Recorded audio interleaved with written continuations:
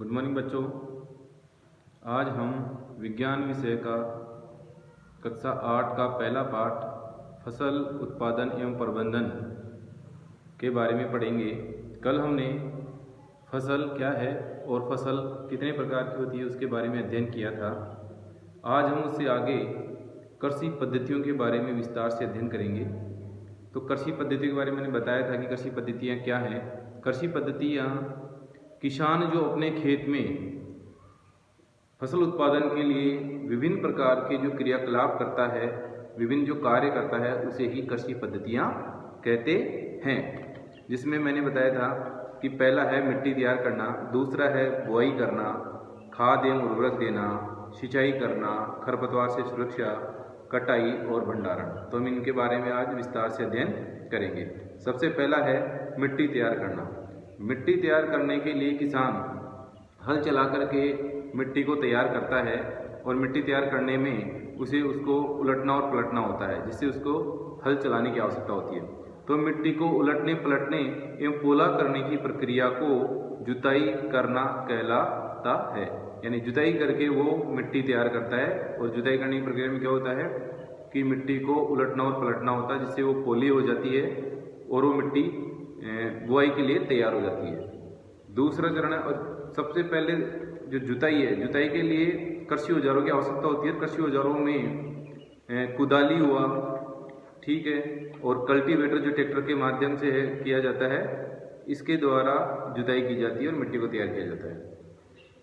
कृषि पद्धति में दूसरा बिंदु है बुआई करना। बुआई करने के लिए हमें उत्तम किस्म के बीजों की आवश्यकता होती है, क्योंकि उत्तम किस्म के अगर बीज होंगे तो हमें उत्पादन भी अधिक मात्रा में हो पाएगा। तो इसके लिए जो परंपरागत औजार थे, यानी कि परंपरागत तरीका था कि बेलों के माध्यम से कीप नुमा संरचना होती थी, जिसमें बीजों को डाल दिया जाता था और हल द्वारा बुआई कर दी जाती थी। परंतु वर्तमान में जो आधुनिक तरीके हैं जिसमें है सीड ड्रिल, और सीड ड्रिल ट्रैक्टर के माध्यम से की जाती है। ट्रैक्टर के माध्यम से सीड ड्रिल, जिसमें बीजों को इकट्ठा कर दिया जाता है और वो हल के साथ साथ उसमें बुआई कर दी जाती है। तीसरा पॉइंट अपना खाद एवं उर्वरक देना। कृषि पद्धति में तीसरा है खाद एवं उर्वरक मिलाना, यानी कि खाद और उर्वरक। खाद होता है जो जैविक होता है और उर्वरक होता है जो रासायनिक होता है। हमारे खेत के लिए सबसे इम्पोर्टेंट होता है खाद। उर्वरक भी उत्पादन के लिए अच्छा होता है, परंतु ये कृत्रिम होता है, रसायनों का बना हुआ होता है, मिट्टी के लिए ठीक नहीं होता है। तो मुख्य रूप से हम इसके बारे में अध्ययन करें तो इसमें काफ़ी अंतर होता है। हमारे एक मुख्य प्रश्न बनता है कि खाद एवं उर्वरक में क्या अंतर है। तो खाद और उर्वरक में क्या अंतर होता है? सबसे पहला, उर्वरक मानव निर्मित होता है, यानी कि ये मानव द्वारा बनाया जाता है, जबकि खाद जो है प्राकृतिक होता है, गोबर एवं पौधों के अवशिष्ट पदार्थों के से बनाया जाता है।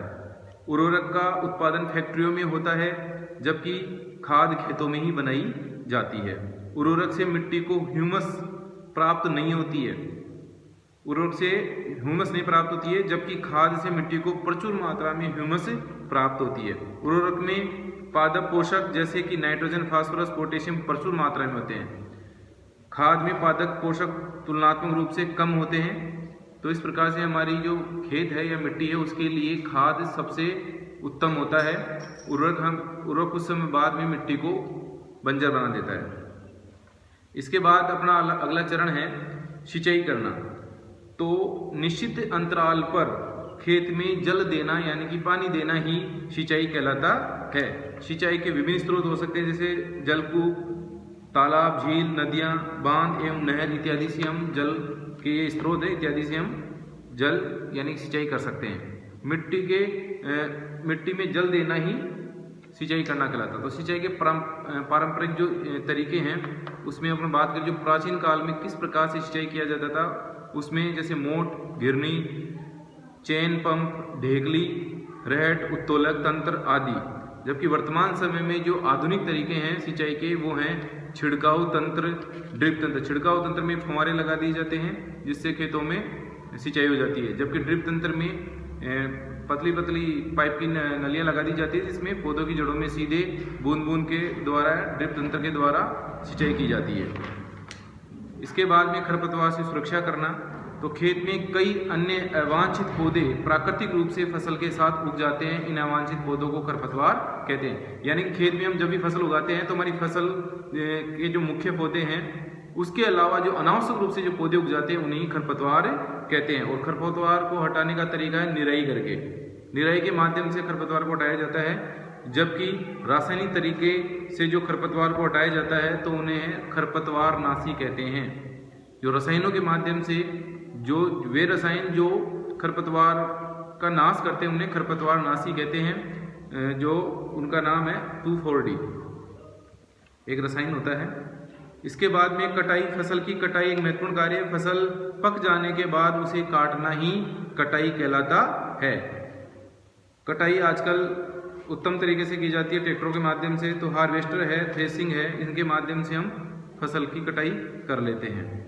इसके बाद में भंडारण, उत्पादन करने के बाद में फसल के उत्पादन में भंडारण एक महत्वपूर्ण प्रक्रिया है, क्योंकि फसल के दानों को अधिक समय तक रखना हो तो उन्हें नमी, कीट, चूहे एवं सूक्ष्म जीवों से सुरक्षित रखना होता है और इसीलिए हमें भंडारण की आवश्यकता होती है।